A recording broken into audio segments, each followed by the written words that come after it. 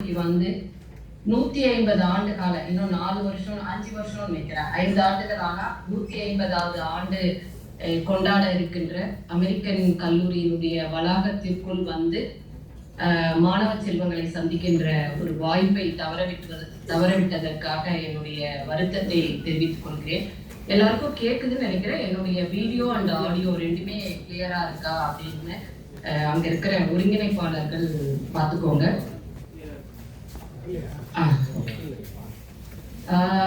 ஒருங்கிணைப்பாளர்களுக்கு முதல்ல என்னுடைய பாராட்டுகள். ஏன்னா மார்ச் 8 மகளிர் தினத்தை ஒட்டி இப்படி ஒரு நிகழ்வு, மொழி, அரசியல், புனைவு, பெண் எழுத்துக்களும் சமகால போக்குகளும் அப்படின்னு வச்சிருந்தா கூட நீங்க ஒரு அக்கேஷனுக்காக இந்த கூட்டத்தை ஏற்பாடு பண்ணியிருக்கீங்க அப்படின்னு நினைச்சுக்கலாம்.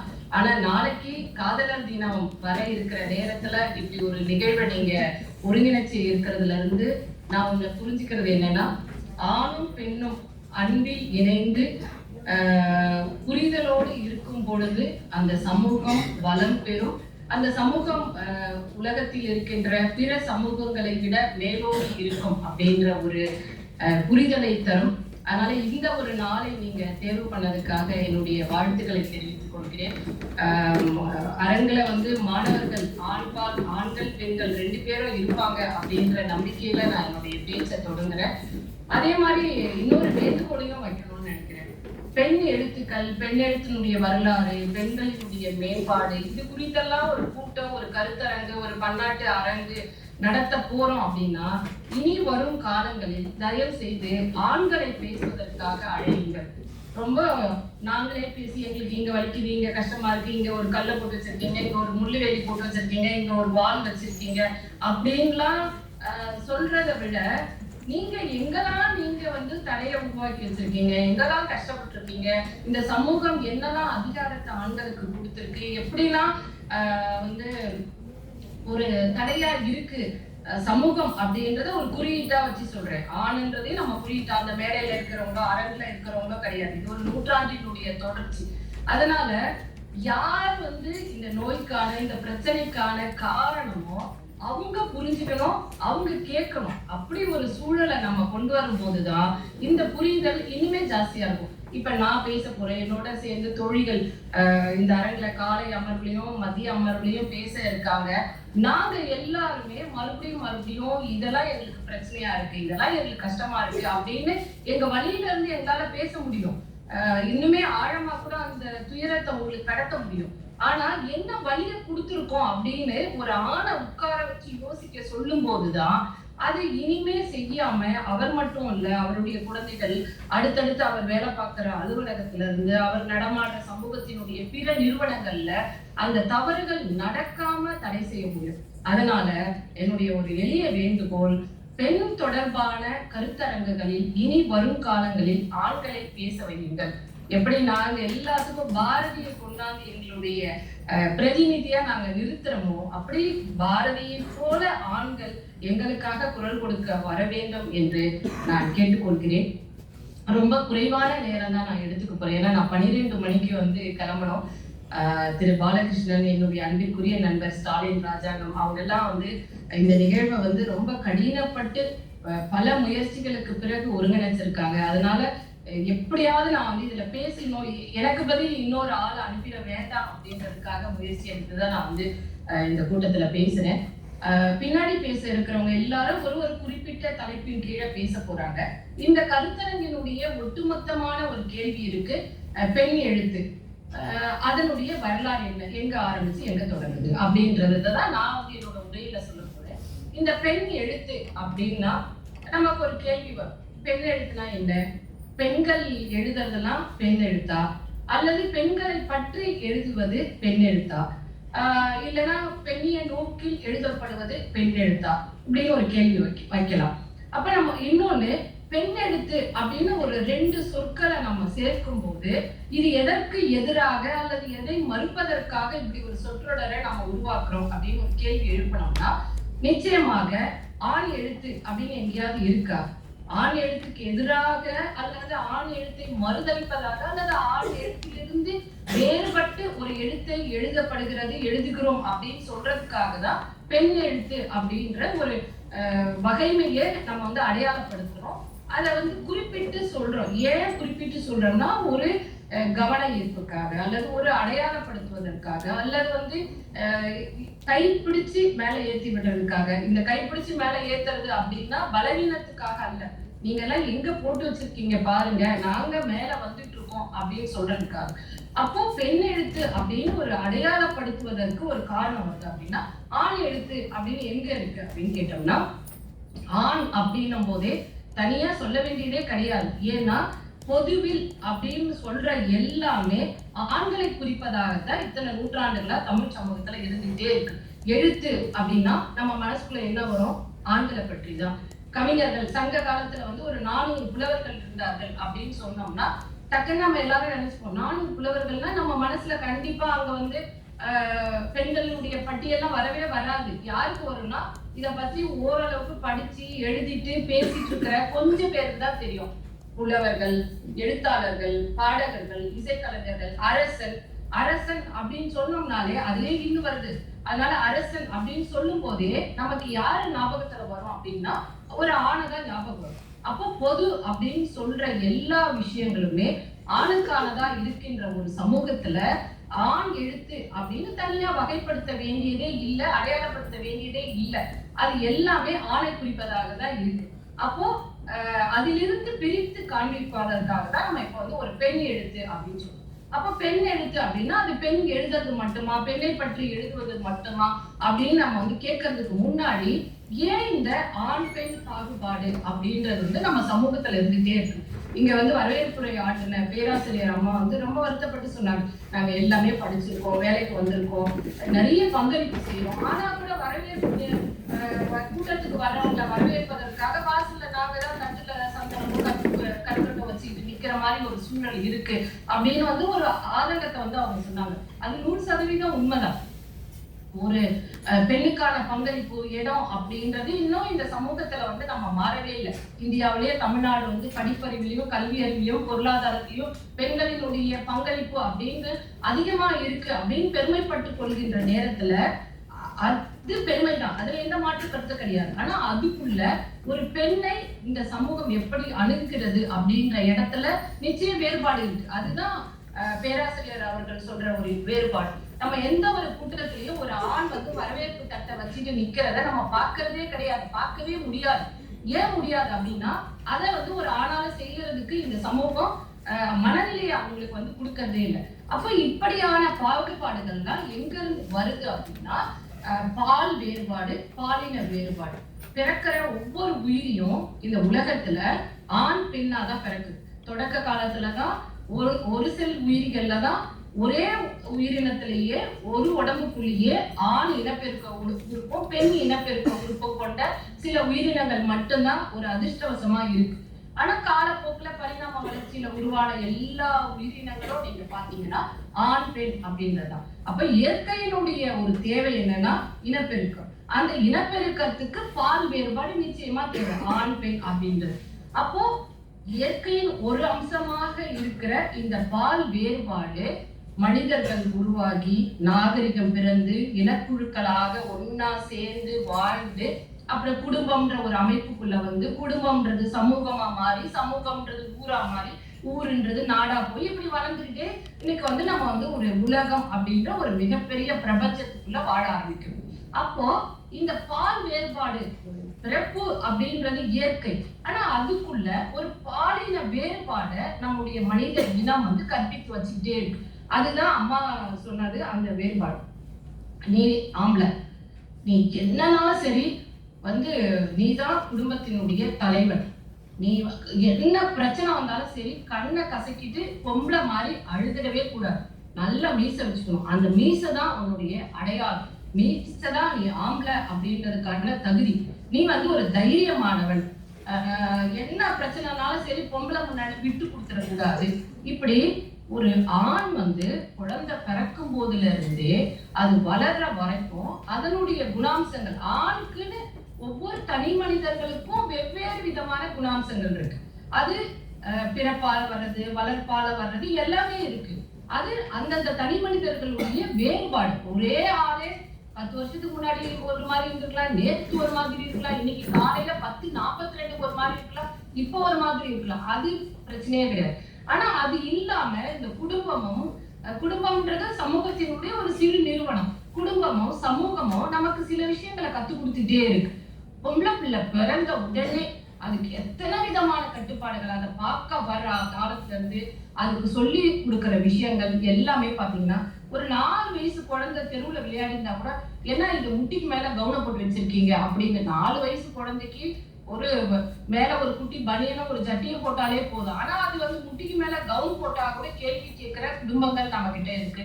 அப்புறம் பிறப்புல இருந்து நீ வந்து ஒருத்தனை கல்யாணம் பண்ணிட்டு போனா எப்படிதான் குடும்பம் நடத்தியோ, மாமியாரை எப்படிதான் பாத்துப்பியோ, மாமனாரை எப்படிதான் பாத்துக்கோ, இப்படி அடமண்டா இருந்தா உன் வீட்டுக்காரன் ஒரு நாள்ல உன்னை விட்டு ஓடி போயிடுவான் அப்படின்னு சொல்லி பெண்ணா பிறந்ததே ஒரு குடும்பத்துக்குள்ள போய் ஒரு கணவனை வந்து அனுசரிச்சு, மாமனார் மாமியார் குடும்பத்துல இருக்கிற மற்ற உறுப்பினர்களை அனுசரிச்சு அந்த குடும்பத்தை நன்றாக பார்த்து அந்த குடும்பத்தினுடைய வாரிசுகளை சுமந்து அதை வளர்த்தெடுக்கிறது மட்டும்தான் ஒரு பெண்ணுக்கான கடமை அப்படின்றது போல. இது மட்டும் இல்ல, பெண்ணுக்கான பொதுவான கடமைகளும் இருக்கு. இந்த காலத்துல மட்டும் இல்ல, இப்ப 21ஆம் நூற்றாண்டுலதான் நம்ம இதை பேசுறோமான்னு இல்ல, தொல்காப்பிய காலத்திலேயே ஆணுக்கும் பெண்ணுக்குமான விதிகளை தனித்தனியாக வகுத்த சமூகம் தான் தமிழ் சமூகம். அப்படி ஒரு பால் வேறுபாடு நிகழ்கின்ற இயற்கையினுடைய பிறப்பை பாலின வேறுபாடாக ஒரு சமூகம் மாற்றி வைத்திருக்கும் போது அதிலிருந்துதான் மொத்த சிக்கல்களுமே உருவாகுது. ஏன் வந்து பெண் அப்படின்னு இன்றைக்கு இந்த பெண் எழுத்து பெண் அப்படின்றதெல்லாம் எவ்வளவு காலமா நம்ம பேசுறோம். ஒரு 100-150 வருஷத்துலதான் இந்த மாற்றங்கள் எல்லாம் வந்திருக்கு. இப்படி ஒரு விழிப்புணர்வு வந்திருக்கிறதே நமக்கு வந்து கல்வி அப்படின்ற ஒரு மேற்கத்திய நாகரிகத்தினுடைய தொடர்ச்சியாக பிரிட்டிஷனுடைய ஆட்சி காலத்தில் நமக்கு நடந்த அந்த சிந்தனை மாற்றங்களினுடைய தொடர்ச்சியாக இந்த 2 நூற்றாண்டுல இந்த மாற்றங்கள் வருது. அப்போ பிரிட்டிஷ் தான் நமக்கு இதெல்லாம் காரணமா? நம்மெல்லாம் ஆதியில படிச்சே இல்லையா? படிச்சிருக்கோம். இன்னைக்கு வந்து 2000 வருஷத்துக்கு முன்னாடி சங்க காலத்தினுடைய பெருமைகளை பேச நமக்கு நிறைய இருக்கு. 2000ன்றது மதுரைக்கு பக்கத்துல இருக்க, உங்க ஊருக்கு பக்கத்துல இருக்க கீழடி அகழ்வாயில இருந்தும், சிவகலையில இருந்தும், ஆதிச்சநல்லூர்ல இருந்தும், திருவண்ணாமலை மாவட்டத்துல இருக்கிற கீழ்நமண்டியில இருந்தும் இன்றைக்கு கிடைத்திருக்கின்ற அகழ்வாயுக்களினுடைய முடிவுகள் இன்னும் ஒரு 1000 வருஷத்தை முன்னாடி கொண்டு போகுது.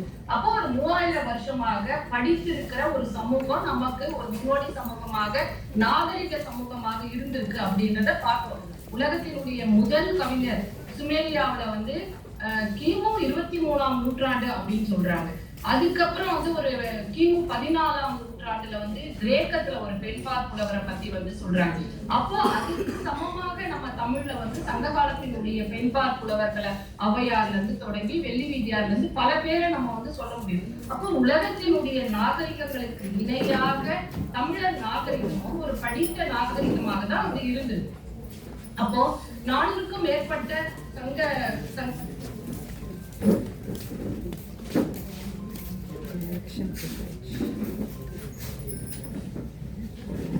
ஒரு பொதுமை பெயராதான் வந்து படிச்சா கூட 21ஆம் நூற்றாண்டுல நாம அந்த மாதிரி நமக்கு இடையாக எந்த ஒரு மன கிளேசமும் இல்லாம ஒரு ஆணோடு நட்பு கொள்ள முடியுமா அப்படின்றது ரொம்ப ஆச்சரியம். அவங்க வந்து அதிகமான போர்ல அடிபட்டு விழுந்து கிடக்குறான், செத்து கிடக்குறான். அவளுக்கு பக்கத்துல போய் உட்கார்ந்து அவ்வை பாடுறாங்க. என்னுடைய அரசன் எல்லாமே அவருடைய பராக்கிரமங்கள் எல்லாமே சொல்றான். இவ வந்து விழுந்தா பாணனுடைய யாழே வந்து துக்கத்துல இருக்கும் எல்லாமே வந்து சொல்லிட்டு அதிகமானுக்கும் அவ்வைக்கும் உள்ள ஒரு பர்சனல் ரிலேஷன், இன்டிமசி இருக்குல்ல, அதை வந்து சொல்றாங்க. எப்படிப்பட்டவன் தெரியுமா? நாங்க 2 பேரும் சாப்பிட உட்கார்ந்தோம்னா அவன் இலையில வர பெரிய பெரிய இறைச்சி மாமிசம் இருக்குல்ல, அதை எடுத்து என்னோட இலையில வைப்பான். சின்ன கறி வறுத்தா மட்டும்தான் அவன் சாப்பிடுவான். பெருசா வர மாமிச எல்லாத்தையும் எனக்கு எடுத்து கொடுப்பான். அப்புறம் கல்லு குடிக்கிறது, அன்றைக்கு வந்து கல்லு குடிக்கிறதுன்றது ஒரு இயல்பான பழக்கமா இருந்தது. இன்னைக்கும் இருக்கு, பெண்களுக்கு இல்லைன்னு வேணா நம்ம சொல்லலாம்.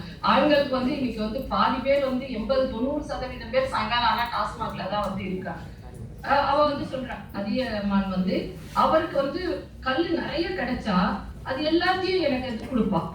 என் இலையில நிறைய சாப்பாடு வைக்க வைக்க நான் எடுத்து சாப்பிடும் போது பொறையேறிடும். சில பேருக்கு வாயிலே பொறையேற ஆரம்பிச்சிடும். அப்போ அவனுடைய நறுமணம் கமழும் கையால அவன் வந்து என்னுடைய தலையை தட்டி கொடுப்பான். இது தலையை தட்டி கொடுக்கறது யார் செய்வாங்கன்னா நம்முடைய பெற்றோர்கள் செய்ய முடியும், அல்லது கணவனுக்கு மனைவி, மனைவிக்கு கணவன், இல்ல குழந்தைங்களுக்கு செய்யும். இன்னைக்கு வரைக்கும் ஒரு நட்புக்குள்ள அது ஒரு இடம் இருக்கா அப்படின்னு வந்து யோசிச்சு பார்த்தோம்னா அது ரொம்ப ரேர் தான். அப்படியான மகாபாரதத்துல ஒரு இடம் இருக்கு. கர்ணன் வந்து துரியோதனன் உள்ள வரும்போது துரியோதனனுடைய மனைவியும் கர்ணனும் வந்து பகடை விளையாட்டு ஆடிட்டு இருப்பாங்க. அப்ப துரியோதனன் வர்றதை பார்த்து அவங்க மனைவி வேகமா எந்திரிக்கும் போது, பானுமதின்னு நினைக்கிறேன், எந்திரிக்கும் போது கர்ணன் என்ன ஆட்டத்துல பாதியில போறியா அப்படின்னு சொல்லி அவர்களுடைய மேகலையை பிடிச்சி இழுத்துருவார். அது வந்து கொட்டி செதறி போயிடும். அப்படி செதறி போகும்போது இத பத்தி பெருசா எதுவுமே யோசிக்காம துரியோதனன் வந்து கேட்பான், எடுக்கவா போர்க்கவா அப்படின்னு சொல்லிட்டு. அப்போ துரியோதனனை பற்றி நமக்கு வேற ஒரு பிம்பம் இருந்தால் கூட தன்னுடைய நண்பனோட தன்னுடைய மனைவி சரிக்கு சமமாக அவனுடைய தோழியாக பழகுகின்ற ஒரு இடத்த வந்து மகாபாரதத்துல வந்து நம்ம பார்க்கணும். அப்படி அவ்வை அதியமானுடைய நட்பு ரொம்ப அற்புதமான ஒரு நட்பு. அந்த அப்படியான ஒரு காலம் சங்க காலம் நமக்கு இருந்திருக்கு. அந்த சங்க காலத்துக்கு பிறகு அதுல நான் சொன்னேன் ஒரு 10% பெண்பார் புலவர்கள் இருந்தாங்க அப்படின்னு. அவர்களுடைய பாடல்கள் எல்லாம் நீங்க படிச்சிருக்கலாம், கிராஸ் பண்ணிருக்கலாம், இல்லைன்னா இனிமேவாது படிக்க செய்யுங்க. அட்லீஸ்ட் யார் யாரெல்லாம் பெண்பார் புலவர்கள் இருந்தாங்க அதை பத்தி விரிவா பேசுறதுக்கு இப்போ நேரம் இல்லை. அதனால நீங்க வந்து சங்க காலத்தில் இருந்த பெண்பார் புலவர்களினுடைய பாடல்களை எடுத்து படிங்க. பெரும்பாலும் காதல் கவிதைகள் நிறைய இருக்கும், உங்களுக்கு ரொம்ப பிடிக்கும். நீங்க வந்து அதுல இருந்து சொற்களை, அதுல இருக்கின்ற அந்த உணர்வுகளை எடுத்து உங்களுடைய எழுத்துல வந்து எடுத்தால முடியும். அப்படி ஒரு வாய்ப்பையும் நம்ம வந்து இதன் மூலமாக வந்து பயன்படுத்திக் கொள்ளலாம். அப்ப சங்கம் முடிஞ்ச பிறகு ஏறக்குறைய நீங்க அடுத்து பெண்பார் புலவர்களினுடைய பட்டியல் அதிகமா எங்க வருது அப்படின்னா 20ஆம் நூற்றாண்டு தான் நம்ம வர வேண்டியது. நடுவுல ஒரு 2000 வருஷம் இருக்கு. இந்த 2000 வருஷத்துல இந்த பெண்கள்லாம் எங்க போனாங்க அப்படின்னு ஒரு கேள்வி. 2000 வருஷத்துக்குள்ள யாரெல்லாம் நமக்கு தெரிய பாருங்க. கலப்பிற காலம், அங்க என்ன நடந்துச்சுன்னே தெரியாது, அதனால நம்ம அதை இருண்ட காலம் அப்படின்னு நம்ம சொல்றோம். அதுக்கப்புறம் நீங்க வந்து பாத்தீங்கன்னா பேரரசுகளினுடைய தோற்றம், பல்லவர்களுடைய அரசு வருது தொண்டை மண்டலத்துல. பிறகு வந்து சோழர்கள் வராங்க, பாண்டியர், சேரர், இப்படி அங்கங்க ஒவ்வொரு பகுதியில சில சிற்றரசர்கள் எல்லாமே. அரசு, பேரரசு, அதுக்கு முன்னாடி இனக்குழுவா இருக்காங்க, அதுக்கப்புறம் அரசர்கள் வர ஆரம்பிக்கிறாங்க. அந்த காலத்துல நமக்கு கிடைக்கிறதே கொஞ்சம் பேரு தான். ஒண்ணு ஆழ்வார்கள்ல வந்து ஆண்டாள். அது ஆண்டாளுக்கு முன்னாடி சைவத்துல வந்து காரைக்கால் அம்மையார். இவங்க 2 பெண்பார் புலவர்களை தாண்டி நீங்க வருந்தோம்னா எங்கேயுமே நடுவுல ஆளே இல்லை. அப்ப எங்க போனாங்க? முதல்ல இன்னொரு பெரிய விஷயத்த நீங்க தெரிஞ்சுக்கணும். நான் சொன்னேன் இல்லையா, முதல் நூற்றாண்டு இல்ல 2ஆம் நூற்றாண்டுன்னு வச்சுக்கோங்க. சங்கம் முடிஞ்ச பிறகு இடையில எந்த சத்தத்தையுமே காணும். ஆனா ஒரு 6ஆம் நூற்றாண்டுல வந்து காரைக்கால் அம்மையார் பதிகம் அப்படின்ற ஒரு புது இலக்கிய வகைமைய தமிழ்ல எழுதுறாங்க. பதிகம் பாடின முதல் பெண்ணே யாருன்னா காரைக்கால் அம்மையார் தான். 10 பாடல்களா கொண்ட ஒரு வகைமை. அவங்களே 10 பிரிச்சாங்களா, இல்ல பின்னாடி வந்த தொகுப்பாசிரியர்கள் அப்படி ஒரு தொகுப்பு பணியை செஞ்சாங்களா அப்படின்றதெல்லாம் கேள்விக்குறி. ஆனா பதிகம் அப்படின்ற ஒரு இலக்கிய வகையில அவங்க வந்து கவிதை எழுதியிருக்காங்க. அதுவே ரொம்ப ஆச்சரியம். அப்போ எங்க இருந்து அந்த இலக்கிய வகைமைய அவங்க வந்து எடுத்திருப்பாங்க? ஏன்னா எதுக்குமே ஒரு சின்ன தொடக்கமோ ஒரு முன்னோடியோ யாரோ ஒருத்தர் இருக்கணும். அப்ப காரைக்கால் அம்மையாருக்கு முன்னோடியாக அல்லது எந்த இலக்கிய வகைமை இருந்திருக்கும் அப்படின்றது எனக்கு தெரியல.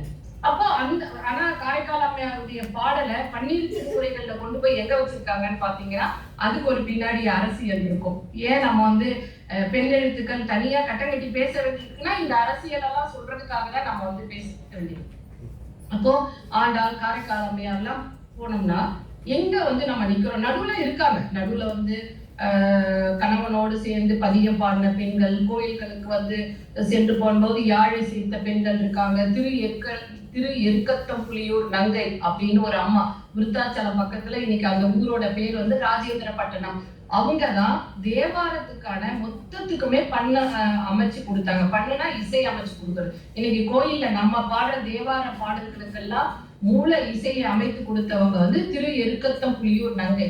ஆனா நம்ம இதை தொகுத்த நம்பியாண்டார் நம்பி அவங்களுடைய பேரு கூட விரிவா வந்து சொல்லல.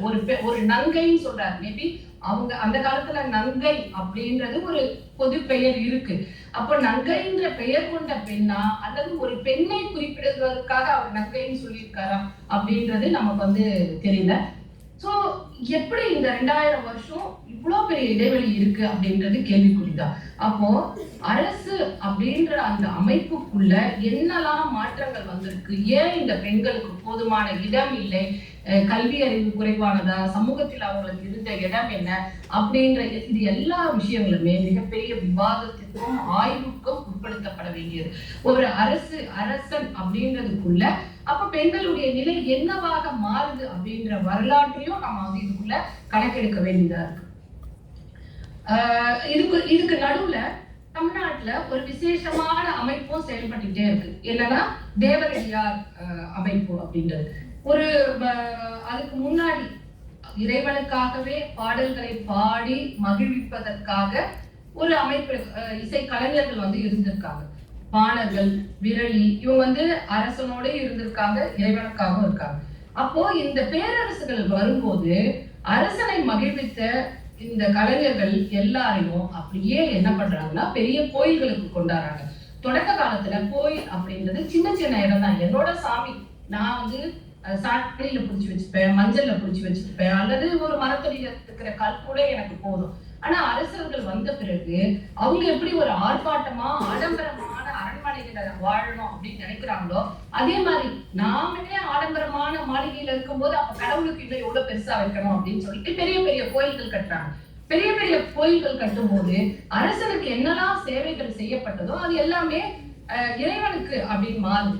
இறைவனுக்கு அப்படின்னு மாறும் போது இந்த பாணர்களும் விரலியர்களும் கூத்தியர்களும் எல்லாரும் எங்க கொண்டு போய் சேர்க்கப்படுகிறார்கள்னா கோயில்களுக்கு போறாங்க.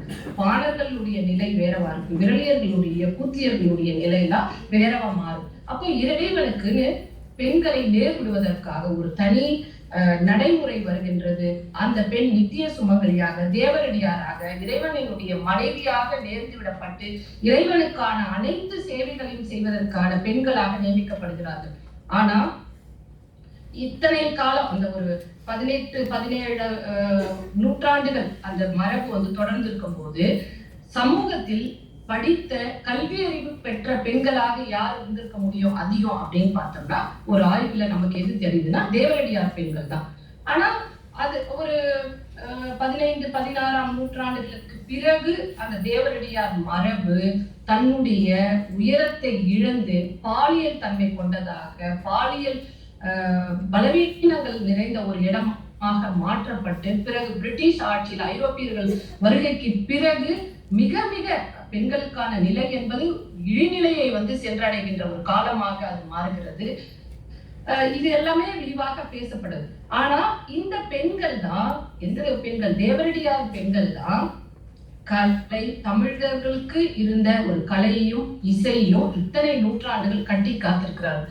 அப்ப நம்ம இவர்களுடைய வரலாற்றை பங்களிப்பை நம்ம பொதுவாக கணக்கிலே எடுத்துக்காம நம்ம இன்னைக்கு வந்து அது நம்ம மெமரியில இருந்தே விட்டுட்டோம். ஏன்னா தேவரடியார் அமைப்பு அப்படின்றது ஒரு விபச்சாரத்துக்கான வழியா இருந்த இடம், அது பாலியல் அத்துமீறல்களுக்கான நிறுவனமாக இருந்தது, சோழ அரசன் கொண்டு வந்தான் அப்படின்லாம் வந்து அந்த அமைப்பின் மீதான விமர்சனத்தை மட்டும் முன் வச்சுட்டு அதற்குள் செயல்பட்ட பெண்களினுடைய பங்களிப்புகளை கொண்டு வருவதற்கு நம்ம வந்து தவறிட்டோம். நம்மளுடைய தமிழ் சமூகத்தினுடைய நினைவுகள்லயே அந்த 1700 வருஷத்துல பங்களிப்பு செய்த பெண்கள் வந்து சுத்தமாக வந்து மறைக்கப்பட்டிருக்கிறார்கள். அதுதான் நடந்தது.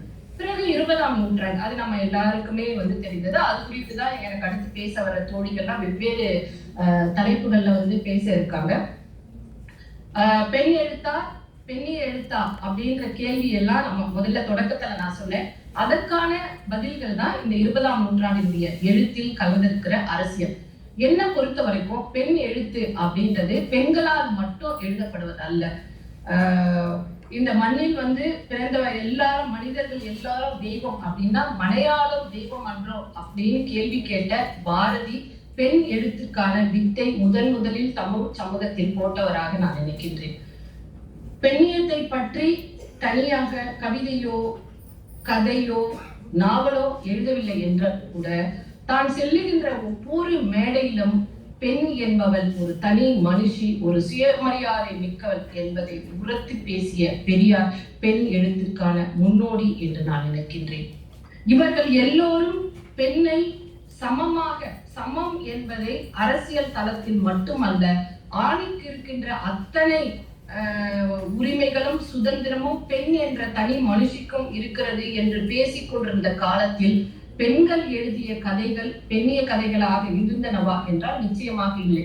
1800களினுடைய இறுதியிலேயே பெண்கள் எழுத வந்திருக்கின்றார்கள்.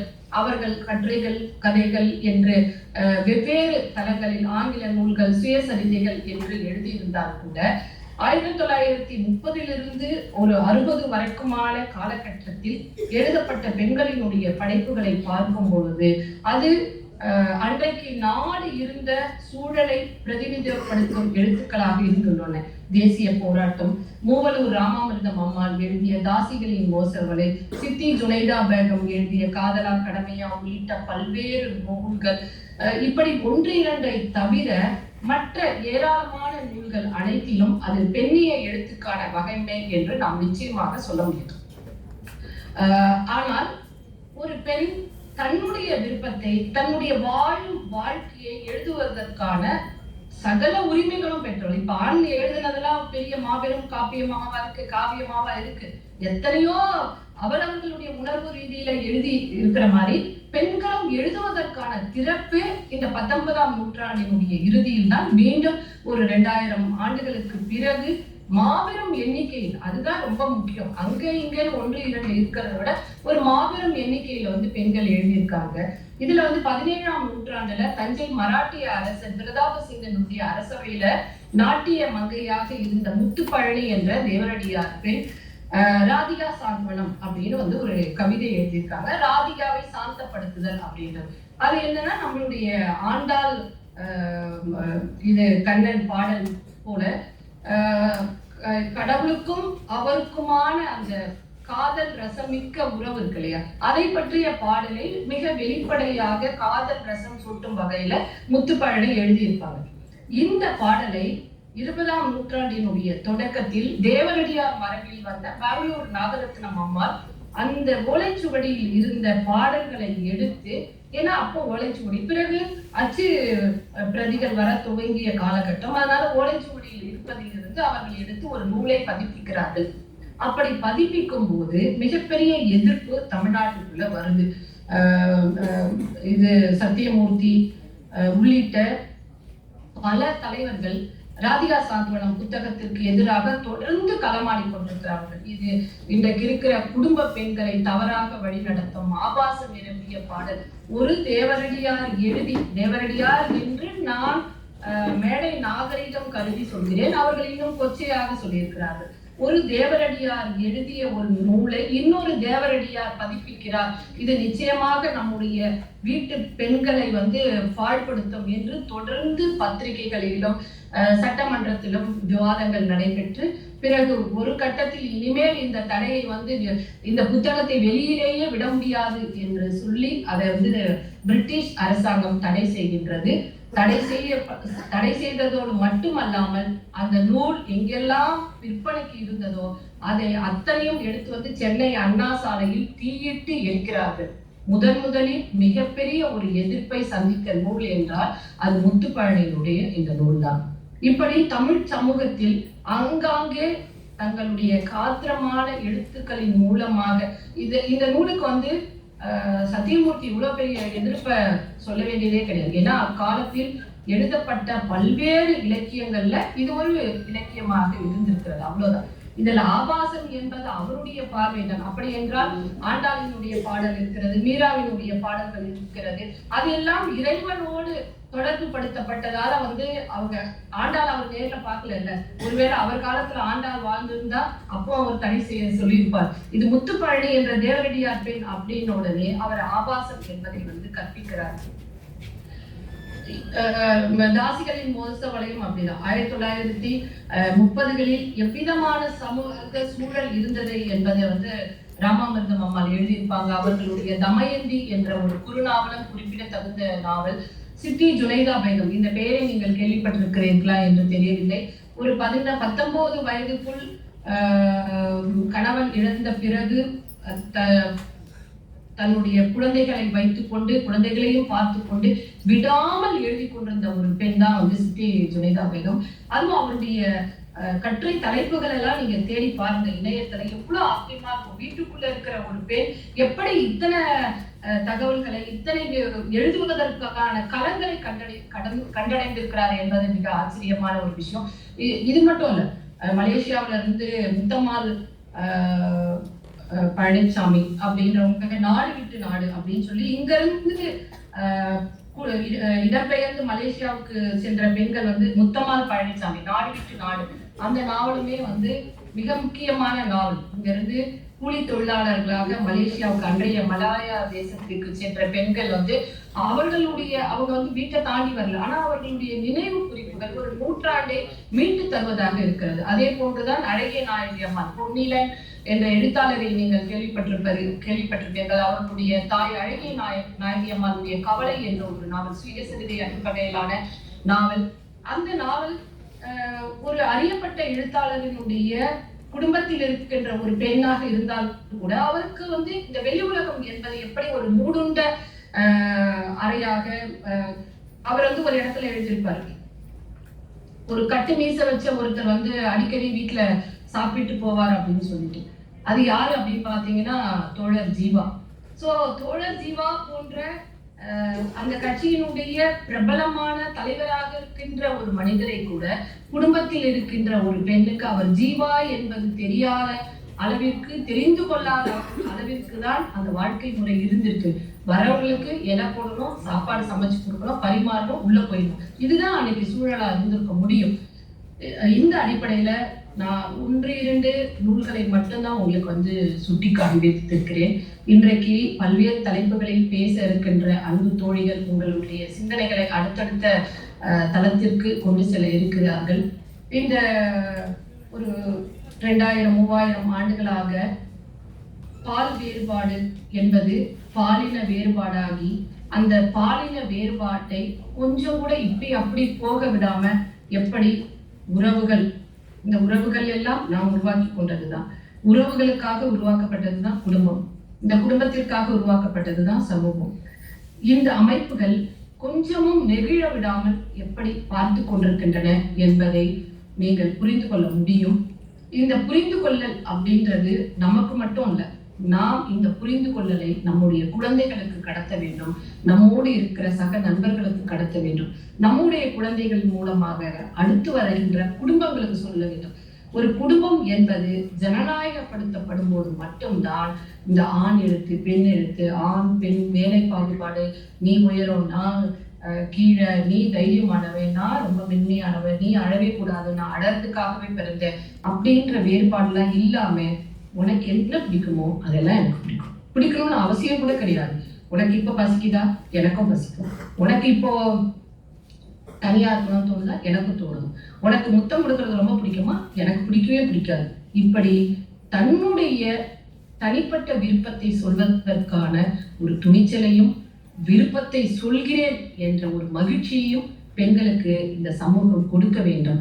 அதற்கான ஒரு சிந்தனை திறப்பாக தான் இது போன்ற கருத்தரங்குகள் அமைய வேண்டும், அமையும் என்று நம்புகிறேன். வாய்ப்புக்கு நன்றி. உங்களுடைய முகங்களை என்னால் பார்க்க முடியவில்லை. விரைவில் இன்னொரு நிகழ்வில் உங்களை சந்திக்க வருகிறேன். நன்றி.